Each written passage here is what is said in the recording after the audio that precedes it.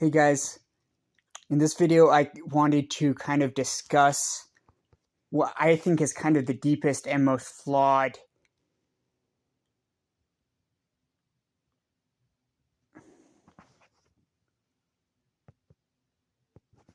what I think is kind of the deepest and most flawed dogma of logical positivism.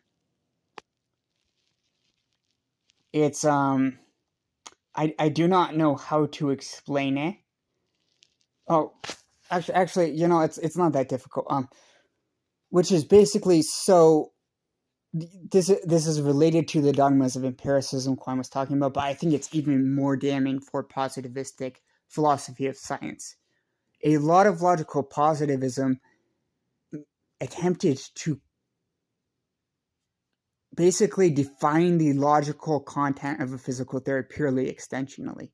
So, for example, if you had two different sets of equations, then kind of similar to the axiom of extensionality in set theory, you would define these as the same physical theory as long as they made the same predictions. Well, this seems rather harmless at first, but equating a theory with its extensional set of predictions is actually an incredibly bad idea in philosophy of science. Why?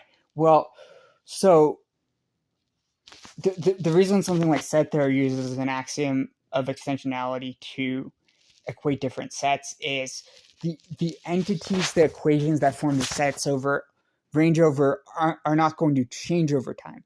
For example, frequently and intentional definitions are extensionally the same over a certain range, but if the range was changed, would be very different.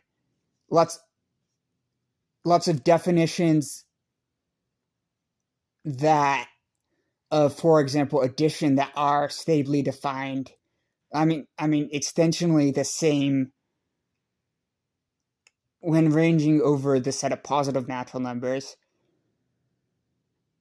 are no longer the same when they're allowed to range over, maybe positive or negative, or like a range that is unpredictable. And really the only reason in mathematics it is useful to use this type of extensional definition is that there's a stable range all the equations are being applied over. Often two physical theories might look completely symmetrical in terms of how they apply to the current range of objects or scenarios being talked about, but we actually find out that this extensional sameness is not very meaningful when we have to model something new and one of the theories works extended over the new range and one of them does not. And to me this is insistence on extensional definition, always equating intentional definitions. It's basically useless in philosophy of science. It's not only a dogma of logical positivism, but actually there's lots of kind of neo-positive varieties of empiricism that have the same dogma as well. For example, I think from what I understand about Van Franzen, his kind of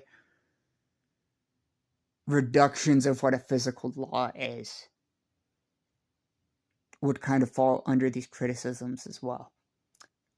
So yeah, I don't know if it's as universal as Quine's dogmas of empiricism, but for me it's more obvious and even deeper because, yeah, I won't go into that. But anyway, just wanted to kind of bring it up. Thanks for watching.